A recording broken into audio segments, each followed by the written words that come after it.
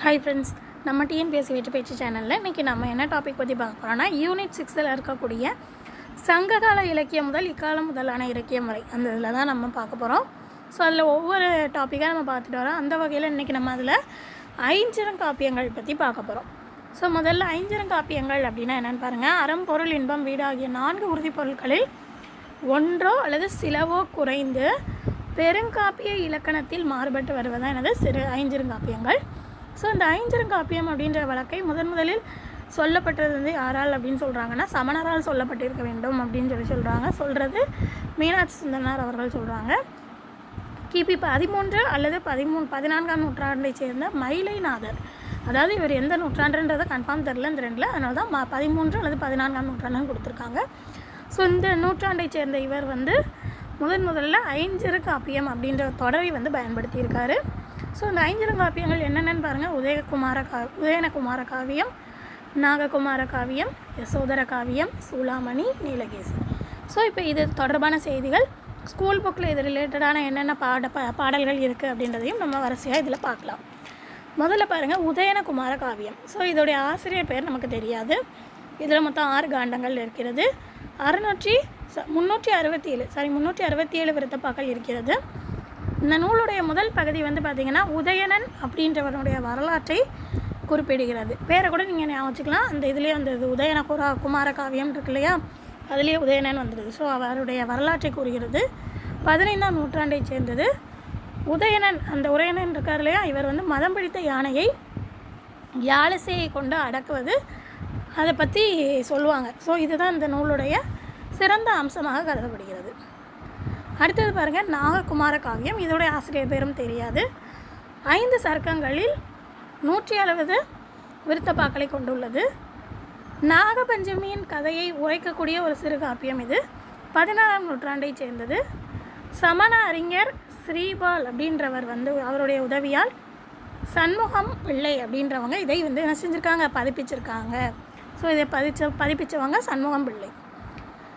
அடுத்தது பாருங்கள் யசோதர காவியம். இதோடைய ஆசிரியர் பேர் தெரியாது. 5 சர்க்கங்களில் 320 விருத்தப்பாக்கள் உடையது. உயிர்கொலை, அதாவது உயிரை வந்து கொலை செய்கிறது அப்படின்றது தீது அப்படின்றதை பற்றி உணர்த்துறதுக்காகவே எழுதப்பட்ட காப்பியம் தான் எனது யசோதர காவியம். 13ஆம் நூற்றாண்டை சேர்ந்த காப்பியமாக இது இருக்கிறது. ஸோ இதில் வந்து நமக்கு ஸ்கூல் புக்கில் வந்து பாருங்கள் ஒரு பாடல் இடம்பெற்றிருக்குது. ஆக்குவது ஏதெனில் அறத்தை ஆக்குக, போக்குவது ஏதெனில் வெகுளி போக்குக, நோக்குவது ஏதெனில் ஞானம் நோக்குக, காக்குவது ஏதெனில் விரதம் காக்கவே. ஸோ இந்த பாடல் வந்து நமக்கு இடம்பெற்றிருக்கு. அதுலேயே பொருளும் கொடுத்துருக்காங்க பாருங்கள். ஒரு செயலை நம்ம செய்யணும் அப்படின்னா அது நமக்கு பயன் தரத்தக்க ஒரு நல்ல செயலாக இருக்கணும். நம்மகிட்ட இருக்கக்கூடிய தீய பண்புகளை நீக்கிவிட வேண்டுமாயின், நம்மகிட்ட இருக்க தீய பண்பை நம்ம நீக்கணும்னா முதல்ல நம்மளுடைய சினம், அதாவது கோபத்தை குறைக்கணும். அதேமாரி மெய்யறிவு நூல்களை ஆராய வேண்டும், அதை போற்றி காக்க வேண்டும். அப்படின்னா நன்னறியை அதற்காக நம்ம என்ன செய்யணும், காக்க வேண்டும் நம் வாழ்நாள் முழுவதும் அப்படின்னு சொல்லிட்டு பொருள் தரக்கூடிய இந்த பாடல். ஸோ அந்த பாடல் வரிகள் பார்த்துக்கோங்க. எந்த நூலில் இடம்பெற்றிருக்கு, இதோடைய ஆசிரியர் யார் என்னன்னு கேட்பாங்க. ஸோ ஆசிரியர் பேர் தெரியாது. இடம்பெற்ற நூல் வந்து நமக்கு யசோதர காவியம் இதாக இருக்கு இல்லையா. ஸோ இதில் உள்ள பாடல் தான் இது. ஸ்கூல் புக்கில் நமக்கு இருக்குது. ஸோ இதையும் படிச்சுக்கோங்க. அதில் உள்ள பொருள் பார்த்துக்கோங்க. அறம்னா நற்செயல், வெகுளி சினம், ஞானம்னா அறிவு, விரதம்னா மேற்கொண்ட நன்னறி. அதில் உள்ள இலக்கண குறிப்பு நோக்குக, போக்குக, ஆக்குக எல்லாமே வியங்கோல் முனைவற்று. ஸோ இந்த நூல்வெளி கொடுத்துருக்காங்க பாருங்கள். ஐஞ்சிறங்காப்பியங்களில் ஒன்று தான் எனது யசோதர காவியம். வடமொழியிலிருந்து தமிழில் தழுவி எழுதப்பட்டது தான் இந்த நூல். ஸோ இதோடைய ஆசிரியர் பெயர் வந்து தெரியாது. சமண முனிவரால் எழுதப்பட்டது, ஒருவரால் இயற்றப்பட்டதுன்னு சொல்லி சொல்கிறாங்க. யசோதரன் அப்படின்ற அவந்தி நாட்டு மன்னனுடைய வரலாற்றை பற்றி இந்த நூல் கூறுகிறது. 5 சர்க்கங்களை கொண்டது, 320 பாடல்களை கொண்டது அப்படின்னும் சொல்கிறாங்க. ஸோ இதெல்லாம் நம்ம முன்னாடி பார்த்தோம் இல்லையா. அதுபோக 2 பாயிண்ட் எக்ஸ்ட்ரா இருக்குது, அதையும் நீங்கள் பார்த்துக்கோங்க. அடுத்தது பாருங்கள் சூளாமணி. இதை எழுதியவர் தோளாமொழி தேவர். இது வந்து 12 சர்க்கங்களில் 2136 விருத்தப்பாக்களை உடையது. திவிட்டன், விசயன் அப்படின்ற 2 மன்னன்களை பற்றி கூறுகிறது. இந்த திவிட்டனுடைய தந்தை வந்து பயாவதியை சேர்ந்த மன்னன். அவன் வந்து உயர்ந்த உலகின் முடிக்கோர் சூளாமணி ஆனான் அப்படின்னு சொல்லுவாங்க. ஸோ சிறுவன மெல்கோலா அப்படின்ற கல்வெட்டில் இந்த நூலை பற்றின சூளாமணியை பற்றின குறிப்புகள் வந்து இருக்கிறது. எந்த கல்வெட்டுன்னு நல்லா பார்த்துக்கோங்க. சிரவண பெல்கோலா அப்படின்ற கல்வெட்டில் இது வந்து 9ஆம் நூற்றாண்டை சேர்ந்த ஒரு நூல். அடுத்தது பாருங்கள் நீலகேசி. இந்த குண்டலகேசிக்கு வந்து மறுப்பாக குண்டலகேசி நூல் நம்ம இதுக்கு முன்னாடி பார்த்தோம் இல்லையா, அதை வந்து மறுப்பாக அதில் உள்ள கருத்துக்களுக்கு மறுப்பு தெரிவிக்கும் வகையில் எழுதப்பட்ட நூல் தான் எனது இந்த நீலகேசி. இதுக்கு நீலகேசி திரட்டு அப்படின்ற இன்னொரு பேர் உண்டு. தமிழில் இது வந்து தோன்றிய முதல் தருக்க நூல் அப்படின்னா அது நீலகேசின்றது. இதில் வந்து மொத்தம் 10 சருக்கங்கள் மற்றும் 894 விருத்தப்பாக்கள் இருக்கிறது. இதுக்கும் ஆசிரியர் பெயர் கிடைக்கவில்லை. 10ஆம் நூற்றாண்டை சேர்ந்த நூல். இதில் இந்த நூலை பொறுத்த வகையில் காப்பிய தலைவி நீலி, பாஞ்சால நாட்டின் உயிர் கொலையை தடுத்தவர் முனிச்சந்திரர் அப்படின்னு சொல்லிட்டு சொல்லப்படக்கூடிய செய்தி இதில் இருக்குது. ஸோ இந்த நீலகேசியிலேருந்து நமக்கு இருக்கக்கூடிய பாடல்கள் பாருங்கள். ஸ்கூல் புக்கில் நோயும் மருந்தும் அப்படின்ற லெசன், தீர்வனமும் தீரா திறந்தனமும் செம்மருந்தின் ஊர்வனமும் போலாதும் உவசமத்தின் உய்ப்பனமும் அப்படின்ற பாடல். அதுக்கு அடுத்தது வந்து அது மனப்பாட பகுதியாகவும் உங்களுக்கு கொடுத்துருக்காங்க. 2 மார்க் இருக்குது பார்த்தீங்களா. அந்த இது பேர்தருக்கு அரும்பினி தாமிவை அப்பினி. ஸோ அந்த முதல் 2 லைன் நல்லா பார்த்து வச்சுக்கோங்க. இந்த பாடல் வரிகள் இடம்பெற்றுள்ள நூல் எதுன்னு கேட்டாங்கன்னா நீலகேசி நோயும் மருந்தும். ஸோ இதில் உள்ள பொருட்கள் நல்லா பார்த்துக்கோங்க. பாடலின் பொருள் ஜஸ்ட்டு ரீட் பண்ணி வச்சுக்கோங்க. பொருள் வந்து பாருங்கள், பொருள் தரவாக படிச்சுக்கோங்க. தீர்வன நீங்குபவை, உவசமம்னா அடங்கியிருத்தல், நிதழ்த்தலும் நிழல் இகழும் அப்படின்னா ஒளி பொருந்திய, பேர்தற்கு அப்படின்னா அகற்றுவதற்கு, திரியோக மருந்துனா 3 யோக மருந்து, தெளிவு நற்காட்சி திறத்தன தன்மையுடையன, கூற்றவா பிரிவுகளாக, பூனாய் அணிகலன் அணிந்தவளே, பிணி துன்பம் ஓர்தல் நல்லறிவு, பிறவார் பிறக்க மாட்டார். ஸோ அந்த பொருள் ஃபுல்லாக நல்லா பார்த்துக்கோங்க. அடுத்தது பாருங்கள், இதில் வந்து நோயை தீர்க்கக்கூடிய மருந்துகள் அப்படின்னு சொல்லிட்டு சொல்லக்கூடியது அதெல்லாம் பாருங்கள். நல்லறிவு நற்காட்சி நல்லொழுக்கம் அந்த பாயிண்ட்டையும் நல்லா பார்த்து வச்சுக்கோங்க. அடுத்தது நூல்வெளியில் அந்த நூலை பற்றி இருக்கக்கூடியதையும் பார்த்துக்கோங்க. இது நீலகேசின்றது 5 காப்பியங்கள் ஒன்று. சமண சமய கருத்துக்களை எடுத்துரைக்கிறது. கடவுள் வாழ்த்து பாடல் நீங்களாக 10 சருக்கங்கள் உடையது.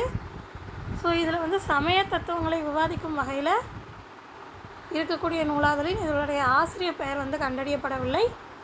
அடுத்தது நீலகேசி காப்பியத்தின் தர்ம உரை சருக்கம், அதாவது நிறைய சருக்கங்கள் இருக்குதுன்னு பார்த்தோம். அதில் தர்ம உரை சருக்கம் அப்படின்ற பாடல் பகுதியிலிருந்து இந்த பாடல் வந்து நமக்கு எடுக்கப்பட்டுள்ளது. நோயும் மருந்தும்.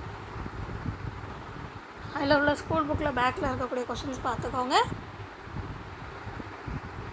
நெக்ஸ்ட் இன்னொரு பாடல் நமக்கு நீலகேசியிலேருந்து ஸ்கூல் புக்கில் உள்ளது. யாதினம் வாழ்கும் மால்கியும் என்றொழி நீதினம் தோலை நெருப்போடு கூட்டத்தின். ஸோ இந்த பாடல் வரிகள் இடம்பெற்றுள்ளது இதில் நீலகேசியில். அதில் மொக்கள வாதச்சருக்கம். ஸோ அங்கேயும் முதல்ல அந்த பாடலுக்கும் பார்த்தோம் இல்லையா, நோயும் மருந்துக்கும் இந்த சருக்கத்துலேருந்து வந்திருக்குன்னு பார்த்தோம். அதே மாதிரி இங்கே இந்த பாடலுடைய பெயர் வந்து பார்த்துக்கோங்க, நீலகேசினே டைரெக்டாக கொடுத்துட்டாங்க. தாவரங்களுக்கு உயிர் உண்டு அப்படின்ற ஹெட்டிங். ஸோ இது எந்த சருக்கத்திலேருந்து எடுக்கப்பட்டிருக்குன்னா மொக்களவாத சருக்கம். ஸோ இதில் உள்ள பொருள் பாருங்கள், மால்கி தொட்டால் சுருங்கி, மால்குதல் மயங்குதல், சேதனை அறிவு. ஸோ அதோடைய பாடல் ஜஸ்ட் ரீட் பண்ணி வச்சுக்கோங்க. அடுத்தது பாருங்கள், அரும்பும் மலரும் அரும்பினி தீர்வும் அந்த பாடல். இதுவும் அதே தான் சொல்லியிருக்காங்க. மெக்கால வாதச்சரக்கத்தில் உள்ள 365வது பாடல். ஸோ இதில் பொருள் பாருங்கள், அரும்புதல் பருத்தல், இயைபியில் பொருத்தமற்றது, ஆக்கம் உயிருடைத்து. அடுத்த பாடல் இதுவும் மெக்கால வாதச்சரக்கத்தில். இது 366, அது 64, இது 65, இது 66. ஒப்ப மரங்கட்டும் உயிருண்மை யாமினி இப்படி தோன்றும் எருதுக்கள் சார்தட. ஸோ இந்த பாடல். ஸோ மொத்தம் 3 பாடல்கள் இருக்கிறது. 3 பாடலையும் படிச்சுக்கோங்க. இதில் அடுத்ததுங்க பாருங்கள், இந்த பாக்ஸில் உள்ளது பாருங்கள். அறிவியல் உலகில் தாவரங்களுக்கும் உயிருண்டு என்ற உண்மையை உலகிற்கு வெளிப்படுத்தியவர் 19ஆம் நூற்றாண்டை சேர்ந்த ஜெகதீச சந்திரபோஸ் அவர்கள். ஸோ யாருன்னு பார்த்துக்கோங்க, தாவரங்களுக்கும் உயிருண்டு என்ற உண்மையை உலகிற்கு வெளிப்படுத்தியவர் 19ஆம் நூற்றாண்டை சேர்ந்த ஜெகதீச சந்திரபோஸ்.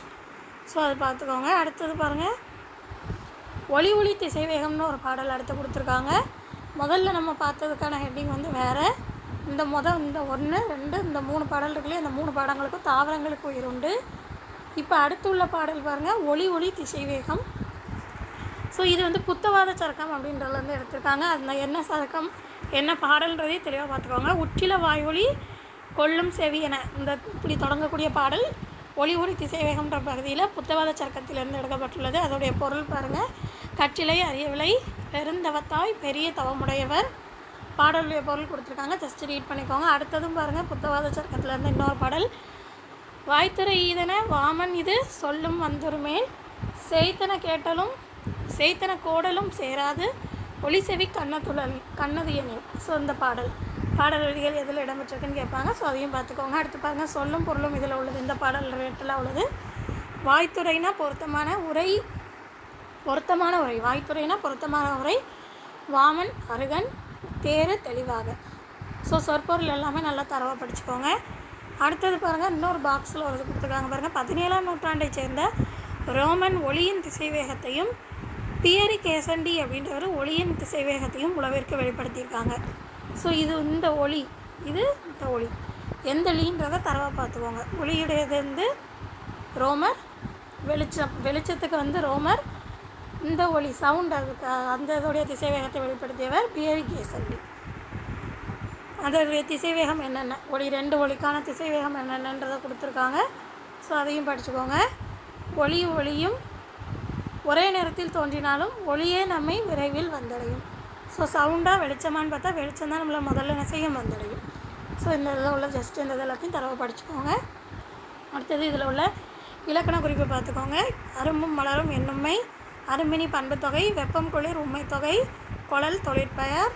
ஸோ இதை எப்படி பிரித்து எழுதுக, மண்ணுயிரை எப்படி பிரித்து எழுதலாம் அதெல்லாம் பார்த்துக்கோங்க. நெக்ஸ்ட்டு பாருங்கள், நூல்வெளி பாருங்கள். இது புக்கில் உள்ளது. இந்த லெசன் இப்போ நம்ம பார்த்த பாடலில் இருக்கக்கூடியது. ஐஞ்சிறுகாப்பியங்களில் ஒன்று தான் என்னது, நீலகேசி.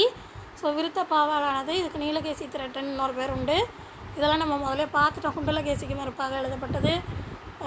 சமண பெண் சமய தலைவர் அவங்க வந்து வாதம் செய்கிறாங்க. ஸோ சமண நெறியை நிலைநாட்டுறதுக்காக இந்த நூல் வந்து எழுதப்பட்டிருக்கு. தமிழில் முதலாக எழுதப்பட்ட தருக்க நூல் எல்லாமே நம்ம முதல்ல பார்த்துட்டோம்.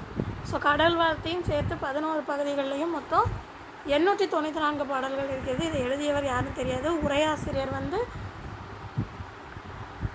சமய திவாகர வாமன முனிவர் அப்படின்றவர். மொத்தம் வந்து இதில் உள்ள சர்க்கங்களில் 3 பாடல்கள், புத்தவாத சர்க்கத்திலிருந்து 2 பாடல்கள், அதாவது மொக்கலவாத சர்க்கத்திலேருந்து 3 பாடலும், புத்தவாத சர்க்கத்திலேருந்து 2 பாடலும் இப்போ நமக்கு இங்கே கொடுத்துருக்காங்க. ஸோ அந்த 2 பாடல்களும் பார்த்துக்கோங்க. எந்த சர்க்கத்திலிருந்து எந்தெந்த பாடலுடைய முதல் 2 வரியை பார்த்து வச்சுக்கோங்க. அவ்வளோதான். ஸோ இவ்வளோ தான் நமக்கு வந்து ஐஞ்சிறுகாப்பியங்களில் உள்ள நோட்ஸு ப்ளஸ் ஸ்கூல் புக்கில் அதில் ரிலேட்டடாக உள்ள பாடல்கள். ஸோ இது அவ்வளோத்தையும் தரவாக படிச்சுக்கோங்க. அடுத்த வீடியோவில் பார்க்கலாம்.